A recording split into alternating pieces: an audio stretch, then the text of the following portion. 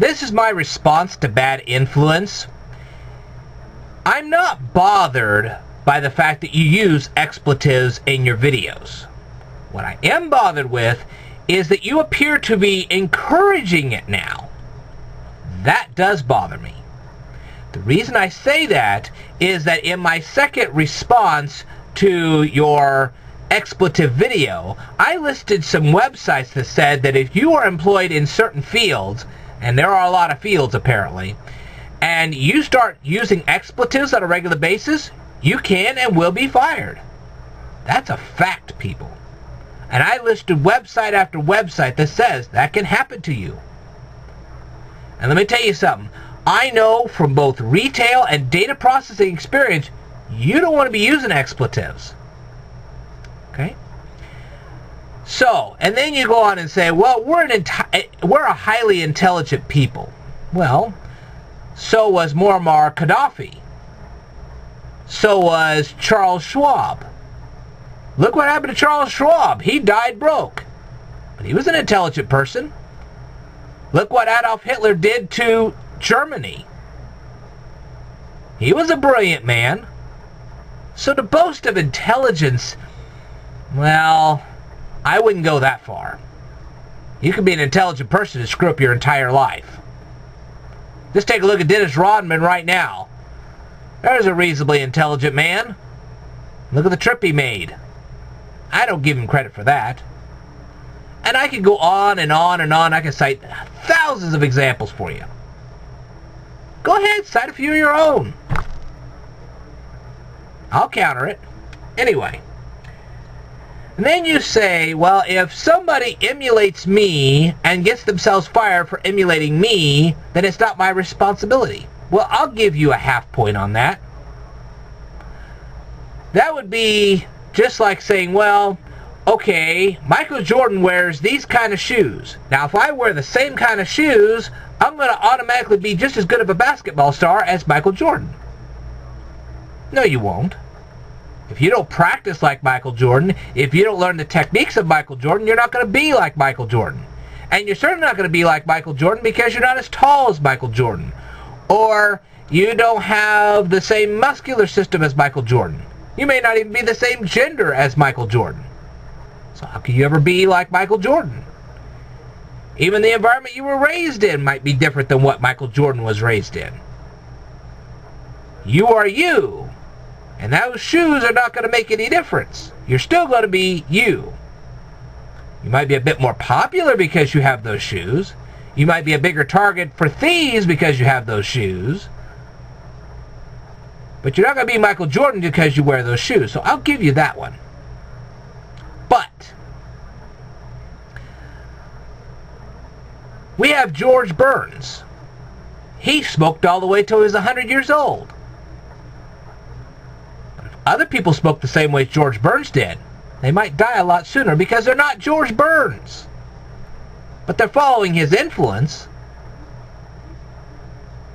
And let me tell you something. John Wayne himself felt responsible for people smoking. He felt so responsible for it that he actually made anti-smoking ads before he died.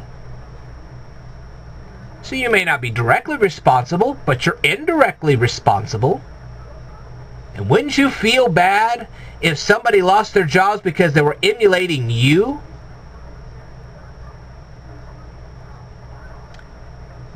So, now the first thing people are going to bring up is this counter argument. Well, is the speed learner any better of an influence than Dan Brown? In some ways, yes. In some ways, no.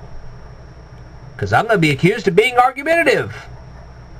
Yeah, I can be argumentative at times, but not all the time. You know, I made a statement on a video where I said I would rather die than lose, but then I followed up on that statement and said I choose my battles very carefully. Because I want to have battles where I know I can win. I don't want to battle all the time. I don't want to battle all the people.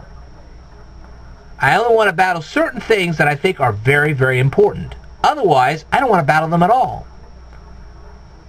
Let me tell you something. Most of the time, I'm an easygoing person and I try to get along and go along. To prove my point, I've even stated that despite my disagreements with homosexuality, I'm not going to go over to every homosexual and beat them on the head. Let them do what they want. I only get upset when they stand there and they make these ticker tape parades that go down Main Street and force us to look at them. That's just flat out saying, you're going to see me. It's one thing when you're on the street and I happen to see you. It's another thing when you force me to see you. That's arrogance. I don't put up with arrogance. See the difference? So, now, I could stand here all day and bash you, Dan Brown. I could do that. But, what would it produce? It would make me look arrogant. It would make me look hostile. I don't think so. I think I got better things to do with my time than that. I think you have better things to do with your time than try to bash me on a regular basis. That's not healthy for either of us. It is not a healthy practice to bash on other people on a regular basis. Matter of fact, just to prove my point, when the Dragonfly 431 got just out of control, I finally said, you know what? This isn't healthy for me or my audience. I blocked him, took off all his comments, and said, that's enough. I try to keep my battles short and sweet, and if I see I'm not doing anything productive, I just get rid of the whole thing. Say, you know what? I got better things to do with my time than to bash this person. Let me tell you something. It's one thing to state an argument, but if you're not getting anywhere with that argument, just stop, regroup, think what you're doing, go on to something else, and eventually you may be able to revisit the subject and do something different. It's not healthy to be constantly argumentative. And I know this for a fact. It can destroy your health. It can destroy you. So keep your battles short and sweet. That's what I say. And that's a decent influence.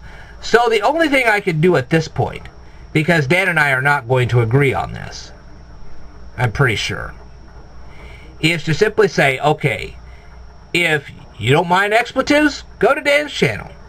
If you do mind expletives, come to mine. You won't hear them. So it depends on which influence you want as to what you listen to. All I can do is be the best example I can be. If you don't like that, that's fine. You can move on. You don't have to listen to me. I'd like it if you did, but you don't have to. So instead of beating up Dan Brown, it's much better that I just be a counter-influence and say, okay, this is how I stand. So you'll either take Dan Brown's example or you'll take mine. And I think that's better for both of us. That way there's no fight, there's no nothing. It just is. So, now I will say one last thing. I am not here to question Dan Brown's intelligence. His influence is what I'm questioning, not his intelligence. He's a smart guy. If he wasn't a smart guy, I probably wouldn't be dealing with him. He is a smart guy. And I do watch his videos. But then again, I'm immune to his influences based on the teachings I've had.